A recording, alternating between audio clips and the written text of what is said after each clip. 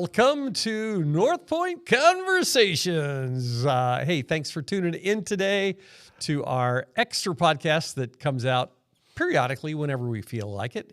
And we feel like it today. I am Rick Rubel, the lead pastor at Northpointe Community Church, and here with our newest staff member, Trent Williams. How's it going? What's your title?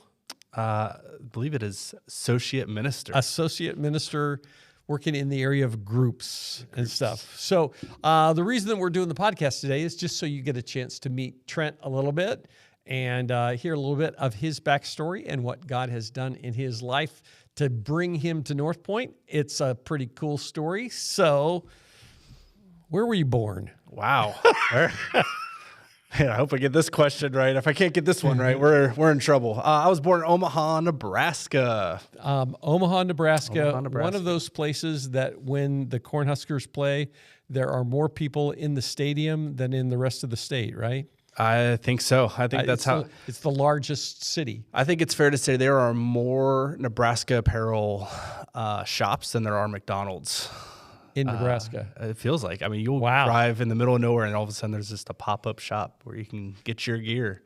So what's your story? How'd you grow up? Yeah. So I grew up in a Christian home. I've got two older brothers, great parents, and I've always just kind of grown up in the church. When I was in fifth grade, we'd gone into it's a Christian Missionary Alliance church. So that's kind of how we ended up growing up in a church like that. But it was a church of probably 12 to 1,500. And so I had an awesome youth group. Was that in Nebraska? This is in Ohio. So we moved to Ohio when I was about a year and a half old. Where'd you move to? The state of Ohio. The great state of Ohio. The state of Ohio, yes. The great state of Ohio. I feel like I was like, okay, God, you're calling us into Michigan. I don't have to listen to Ohio State fans as often. Do. And man, did he correct me on that one. So you moved to Warren, Ohio. And that's where you pretty much grew up. Yeah. So again, year and a half old. So I was in Ohio most of my life. Stayed diehard Cornhusker fans, at least for football. That's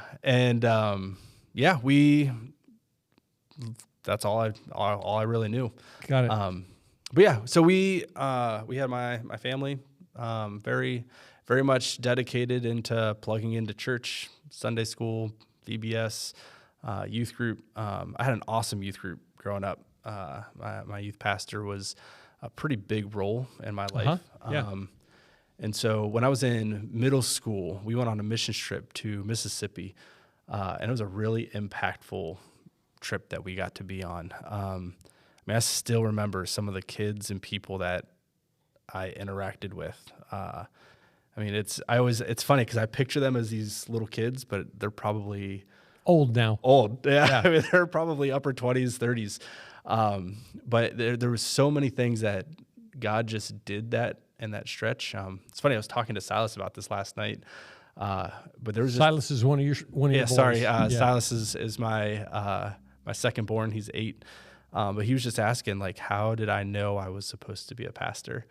And stuff. And so I was just sharing, there was just a really defining moment on that trip where I just sensed God's call into ministry. And I was 12. Wow. That's cool. Yeah. So where'd you go to school? Champion High School is where I went to high school, elementary school, and then once I graduated from there, I went to Indiana Wesleyan University. So only a couple hours from here. And that is in what? That's Marion, Indiana. Marion, Indiana. Yeah. And that's where Katie and I met our senior year. Katie's my wife. Be 13 years in June. Good for you. So we're about to be marriage teenagers, which is great. That's cool. Graduated with a youth ministry degree, minor in biblical literature. And then during COVID, I was like, well, what else am I going to do? So I got a graduate certificate in pastoral counseling. Nice. During that stretch. So you graduated from Indiana Wesleyan. Yep. And then first job? First job, mean, first job wasn't in ministry. First job was working at a print shop at Oh, wow. a hospital for a year just as a temp, just looking for ministry opportunities. But landed my first full-time ministry role was in Ohio.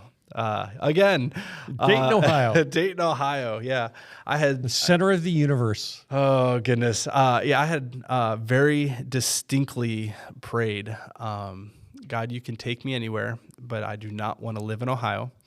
I do not want to work as a middle school pastor, and I do not want to be at a megachurch. And I ended up at a megachurch as a middle school pastor in Ohio. So funny how he works. Be careful what you pray. Yes, yes. What terms you give God. Yeah, but it was great. It was a great experience. I was there for 18 months, learned a lot. But I think one of the things that I really was missing was really getting to know the people in the church. It's hard to do that in a really large setting. Big churches have their own skills and gifts and things that they excel in. Small churches have their pros and cons. But I really liked having that smaller interaction, with students especially. So Yeah.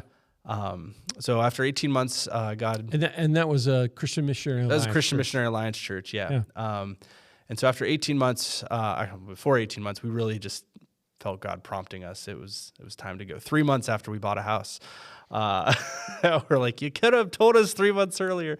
But yeah, it just started wrestling with that. And just God made it very clear and evident. It was time to make the shift. Yeah. And so we searched and we came across this church in Hagerstown, Maryland, Tri-State Fellowship, which we were there for 10 years. That's an evangelical free church, really similar to the Christian Missionary Alliance. And it was such an interesting season.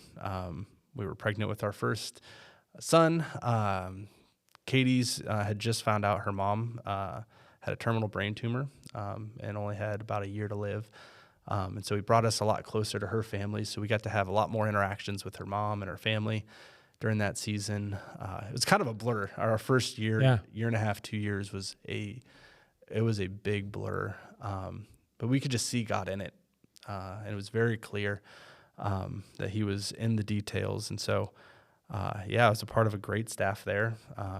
And, really just enjoyed youth ministry for 10 years and stuff until we got to the point where we recognized God was saying, hey, I've got something new for you. 10 years is a long time in one place. Yeah. And just talk about that a little bit. What are the things that when 18 months versus 10 years, how did ministry look different? How was that different for you guys as a family? Yeah, wow. 18 months at Fairhaven, I think that was unique. That was my first full-time ministry position. It was our first place that Katie and I had gone. That was our own place. So there were some unique pieces to that we built and formed these connections and bonds. We look back, it was like, man, we weren't there long, but they were really strong bonds that we made. Whereas going to this church for 10 years, it's like we had all 4 of our kids in that place. We're not the same people that we were when we started. So there's a lot of things that we grew in. There's a lot of things that we learned. We're learning how to become parents. We're learning the ins and outs of ministry in ways that just takes time and experience. And so when you have that for 10 years, especially in I think our stage of life, being parents and being very much everything is new to us. We're building our lives together. You look back and it's like, man, to see who we were at the beginning of when we were there to who we are now, it's been a lot of growth. And so the ministry that you can build over 10 years, it becomes something that you know the ins and outs of the church body significantly at that point. Whereas, I've been here at Northpointe for a month, and so there's a lot to learn, a lot of things, culture to understand, and because every state and every community and every church body, every group of believers. It's a unique combination. Yeah. And so I knew the temperament in Maryland Right. pretty well. And so you get a better sense of, okay, well, I know I want to do this because I know this is what the church needs, because I know the community well. And so, yeah, that was kind of cool just to see, going from still kind of very new in ministry and learning, okay, what do I need to do, to getting to a point where if I know what needs to be done, I know how to do relationships better, I know how to do ministry better, I know how to do counseling better. And there's just a lot. Tell us about Katie. Katie is the absolute best. I hope everybody gets a chance to really just get to know Katie. You will find that she has this ability to speak wisdom into things that are just so practical, like just such a simple way of just being able to put things with clarity. She's an absolute blast. If you get to know her from a competitive side of things, she's extremely competitive, loves playing sports, loves playing board games. She's an amazing mom to our boys. Again, we've got 4 boys, 10, 8, 5, and almost 11 months. What are their names? We've got Tucker, who's 10, Silas, who's 8, Lucas is 5, and Oliver is the one that's going to be 11 months. And I don't know. I'm so blessed to have Katie. She's been a rock for me on so many levels. I am the way that I am in all the best ways because of Katie. And she has been such an amazing part of my life. We love marriage. We love talking about marriage and relationships. We love talking about doing life. The good and the bad, in the moments we get it right, in the moments we don't, and so it's been an awesome marriage that we've been able to have. The boys are in DeWitt schools. Yes. So DeWitt schools, it's great. They space all of the schools out every couple of years, and we hit all of them. So Tucker's at Herbison, Silas is at Scott, and Lucas is at Shavy. Got it. So they're enjoying it. So good. That's good. Good. And you guys are living just right across from the church. Yeah, it is a commute. That 3-minute to 2-minute walk, depending on how fast we pace it, it's extensive. The most traffic we probably get are the deer that are roaming around the church property. And at some point, you guys will look for a house. At some point, yes. So if anybody knows of any well-priced homes that'll fit our family, that would be great. Cool. And stuff. So, and another question. Yeah. What made Northpointe attractive for you in terms of having a sense of God calling you here? Yeah. So, to give a little bit of backstory. So I didn't even feel a sense that it was time to leave until July. And there's some more story to that with, God just doing some things over the last couple years. And so in July, I really felt like it was that time to move, and that he just had something else. And so Katie and I really prayed very specific things, and just said, all right, let's just work through this together and we'll kind of see. And so I started looking for churches and came across Northpointe through a site.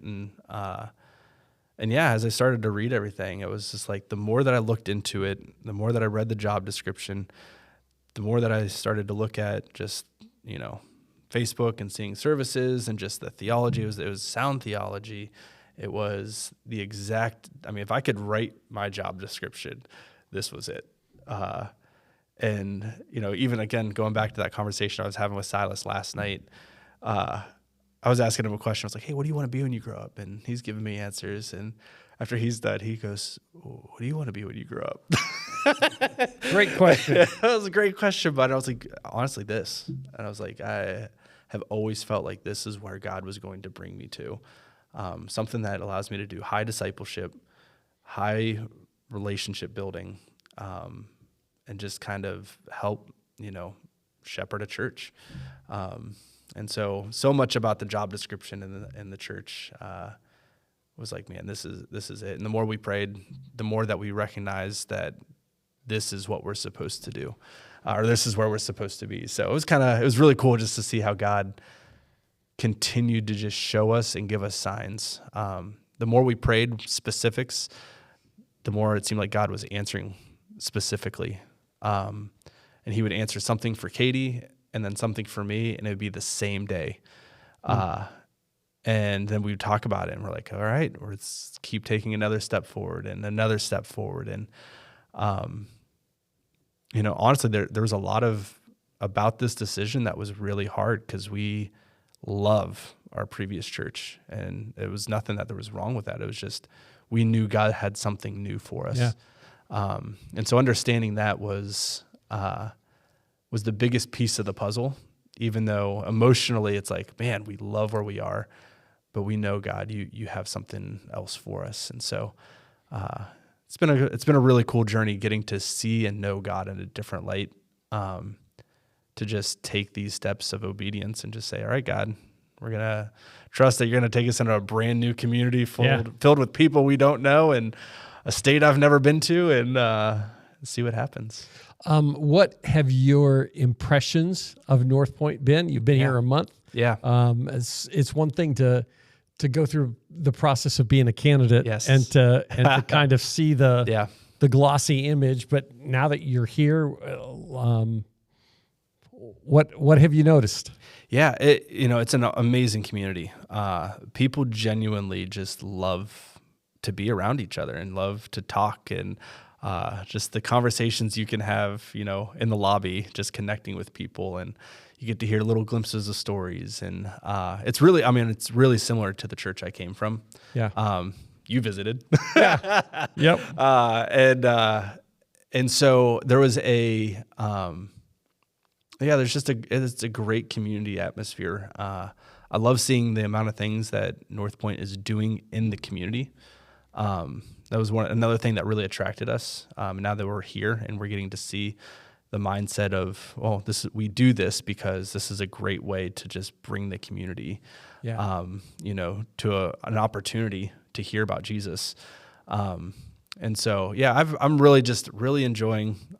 Staff's been a blast to be around and get to know. And it's if you're looking for a church, it's a great church to come check out. There's a little soundbite that we can use in the commercial, right? That's right. We haven't talked about this.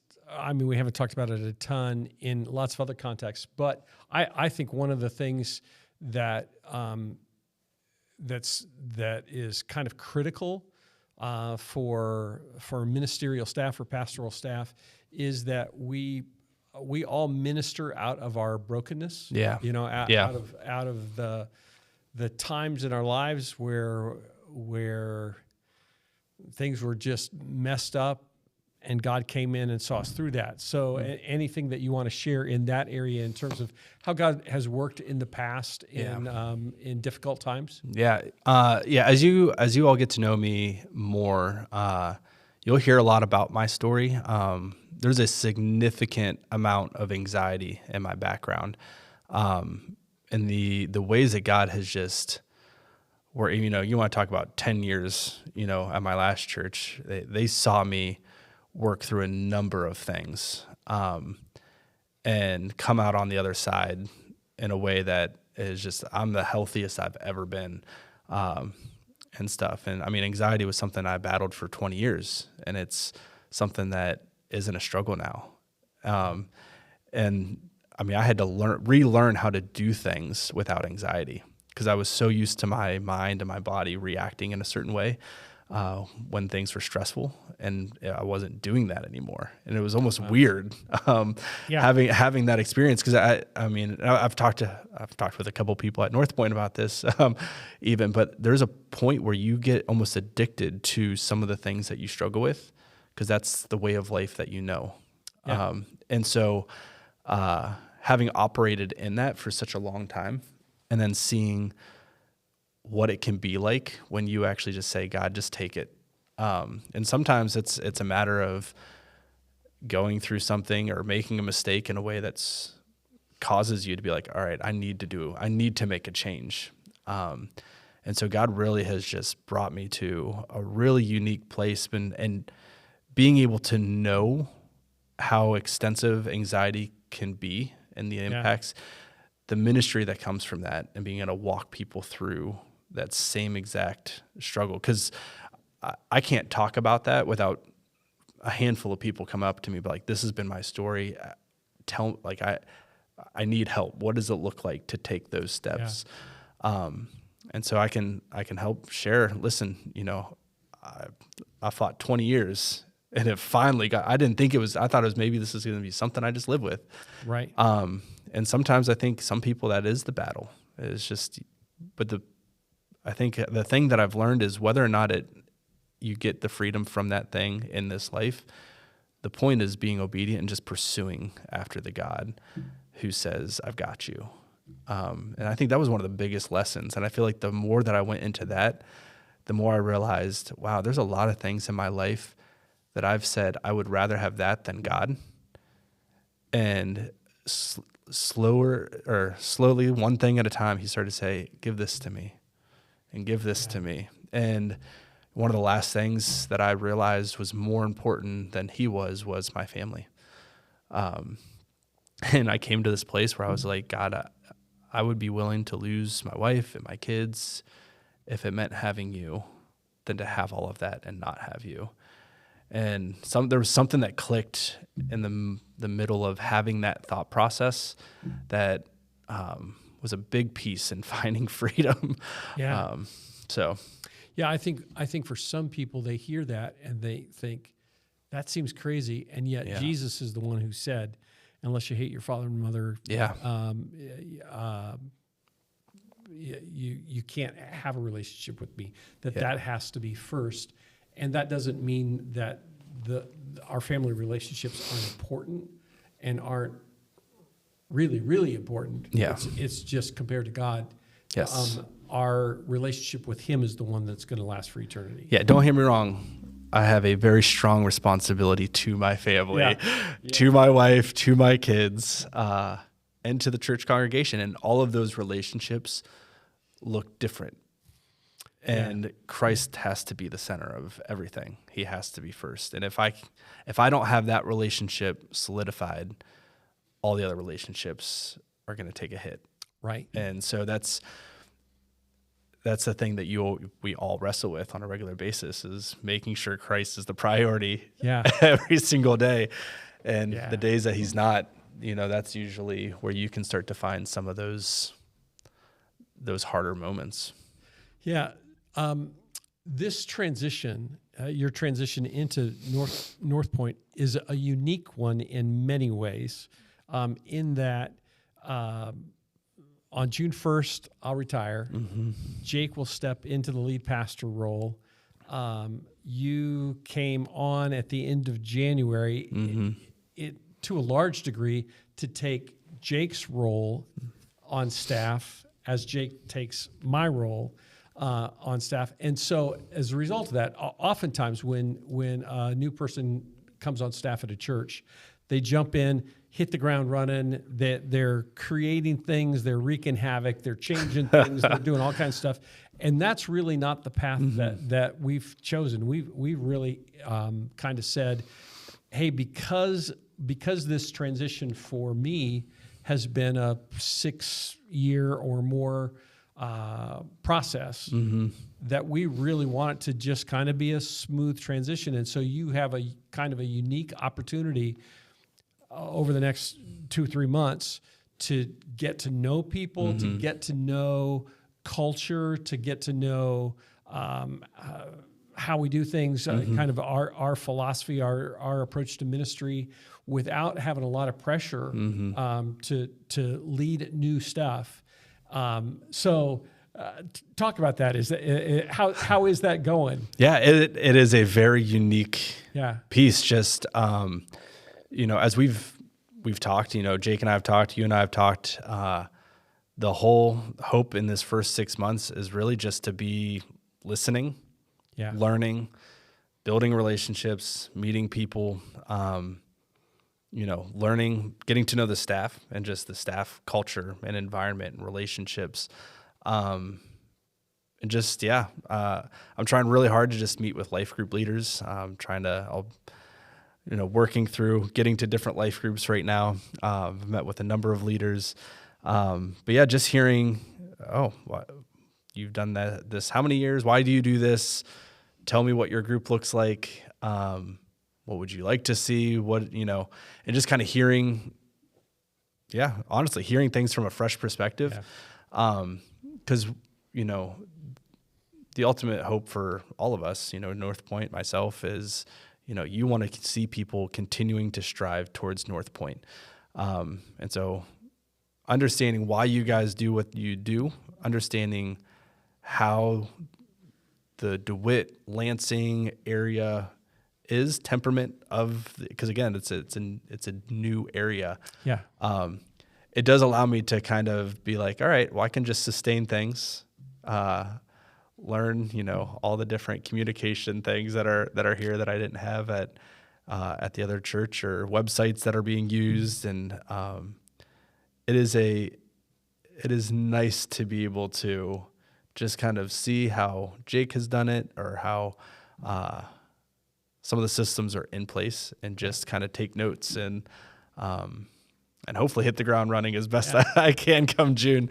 But yes. Yeah. So if you're watching this and thinking, oh, this is really cool, that's a little peek behind the curtain.